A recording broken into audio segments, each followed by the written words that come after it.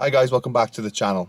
Now, you probably know by the thumbnail, I've bought a Subaru Impreza. Why would I buy an Impreza when I've got an Evo 10? Well, yeah, we'll talk about that, and then we'll have a really good tour of the car. So, I'll show you everything about the car. I haven't touched it, I haven't even cleaned it, it's as I got it. So, yeah, why have I bought the Subaru? Well, basically, when I was 17, I didn't even have a years no claims. I bought a Subaru Impreza non-turbo. It was just a dream car of mine. I always wanted a Subaru, actually, before Evos. Evos were always sort of out of my, I was viewed them as out of my reach, but I could attain a Subaru. So at 17, as you can imagine, I couldn't insure a WRX, an STI, or an Evo. But I could insure a non-turbo Impreza. So I had a non-turbo Bug-Eye. It had nice wheels on it, and that was really the first car that I ever modified. It was only my second car, and I loved that car. It was four-wheel drive, coming from a little rusty Ford Fiesta, which I had before it. It felt like an absolute beast. Looking back, 120 brake horsepower and a curb weight of like 1,300 kilograms. It's nothing impressive, but at the time, it felt fast. And to all my friends who had Vauxhall Corsa 1 litres and things like that, they all thought it was a monster as well. I actually modified that car as well. That was my first sort of experience modifying a car. I put unequal length headers on it. Couldn't really afford to. And long story short, I basically didn't have the means for the car. Even though it was a non-turbo, it was still more than I could afford. And I ended up having to basically call it a day and sell it. Time goes on. I get married, buy a house, long story short, buy another Subaru, and it blew up on the way home. So I have got a video I made of that if you want to watch. I'll put a link in the description. But it blew up on the way home. Couldn't really afford to buy it, to be honest. I definitely couldn't afford to rebuild the engine. But I had no choice. I couldn't find anyone that was going to fit the engine. So I had to do the work myself. And it was actually successful. The car runs. And I know the guy who got it now, he still got it to this day and is still running.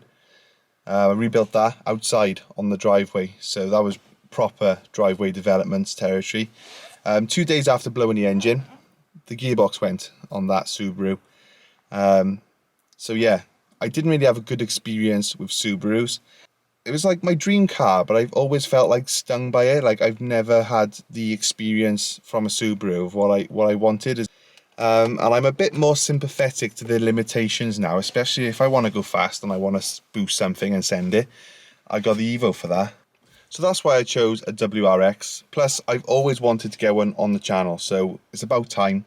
And I do hope to bring in new viewers with this car. I view it as sort of a business purchase in a sense, but also it's a car I've wanted anyway, so it just really did help me to justify it with the YouTube side of things.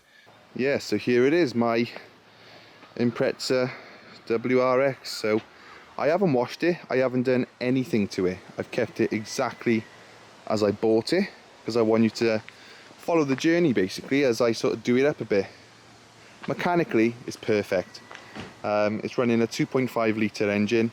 It's a TD04. It's got STI intercooler on it. I think one of the cats has been removed, but it's technically still road legal because it passes emissions, and it's been remapped to around about 260 to 70 brake, and it feels about that.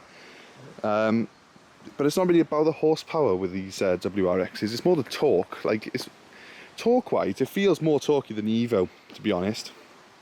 But obviously, it's only making it at 2,500 RPM, so it's a much more different experience on the road. I'd say it's fast. It feels faster and more usable then.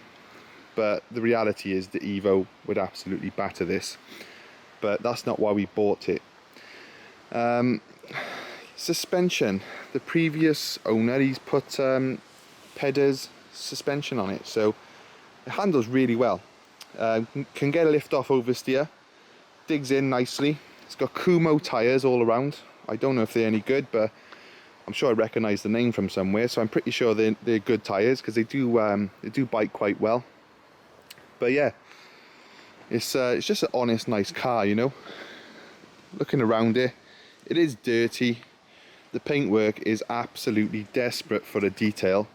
If we just look up close, probably will look alright on camera, but if I take it into the garage, there's swirl marks everywhere and haziness. It's really does want a full clay bar cut and then a polish, which I will be doing very soon. But mechanically, yeah, nothing wrong with it at all. If we go to the interior, you can see, actually we'll stay on the outside. We got aftermarket wheels, rotors. Obviously they need a nice clean and a little touch up in places. We've got the Subaru calipers, they need to be repainted, so that's all things I'm going to do. You can see some of the marks in the paint here, so it does need a bit of work. Headlights, we're going to be polishing them up very soon. And yeah, it's just an honest car. Pop the engine bay, we'll take a look at the engine. But first, look at the interior. We got a, you know, they're very simple, but they're nice. I just like them. You know, there's not a lot going on, but it does the job. You've got 3 dials. The aircon is really powerful, so perfect for the daily. And we got this steering wheel, which the previous owner must have had retrimmed because that's not standard. And yeah, it's a really nice wheel. So I'll just pop the bonnet. So here's the engine bay. The previous owner lived around the corner from a Subaru specialist. So he always used to go there for all the servicing, and it shows really. It's still running, and it drives absolutely lovely. It's got some upgraded hoses. I've got the rest, which I can install. And then down here, you can actually see the turbo. We've got the STI intercooler as well, which helps to keep the intake temperatures down. I think they're a bit thicker than the WRX unit. And yeah, just an honest car. Like, I can't really criticise it. Obviously it does want a nice valet, you know, but that's nothing we can't do. It's just it's just got so much potential, this car. So you probably want to hear it started up. I'm not going to be driving it in this video, but I'm going to start it up. We can listen to the engine, see what it sounds like, and you can hear the exhaust. Now, it's pretty much a perfect Subaru daily. It's got a ProDrive exhaust on it, which if we look down here, you can see, but it's not too loud. In fact, it's quite quiet until you put your foot down, and it does make a bit of noise. But yeah, look, I've been desperate to wash all them off, but I've been waiting for the nice day. So I'll start the car.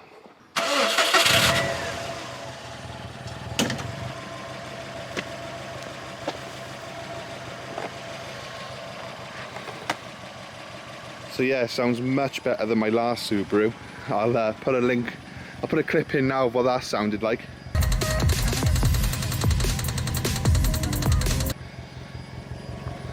So we got a bit of the Subaru noise going on, and I can hear the fuel pump whining, so I wonder if he's had a Walbro fit to it, because the standard pumps don't make a whining sound. They're usually pretty quiet. Purring like a kitten.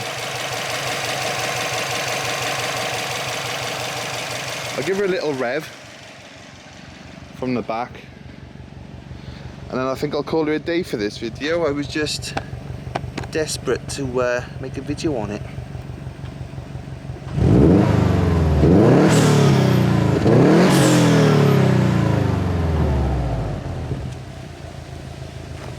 So I hope you liked that very brief introduction to the Subaru. I'm sure we're going to be looking at it much more in depth in the future. But one last thing before I forget, all of the mapping equipment what I use on the Evo, you can actually use on this. The only thing is you need a lambda, basically, or a wideband. Let's have a look at the dash. I did forget to mention it. The gauge is actually faulty, so some of the LCD is not working, but you can replace this. but this car's actually already got stack wideband oil pressure gauge and boost gauge fit to it. So if it's anything like the Evo, the gauges are about £200 each. So you can imagine, I was quite happy to have them in here. Aircon works perfect, and just a nice, honest car, and a really good platform for a future build. So I hope you're as excited as I am about this car. I actually cannot wait to get stuck into it. That's why I'm making do in the storm, trying to get some content out for you guys. So let me know what you think down below in the comments. I'm really excited, and if you're a die-hard Evo fan, don't worry, Steve-O's not going anywhere. I'm still going to be working on building Steve-O. If anything, it should sort of give him a bit of a break, because I'm not going to be out thrashing him on the weekends. He'll be cruising around in this Subaru. So thanks for watching. Let me know what you think, and I'll see you in the next one. Cheers, guys.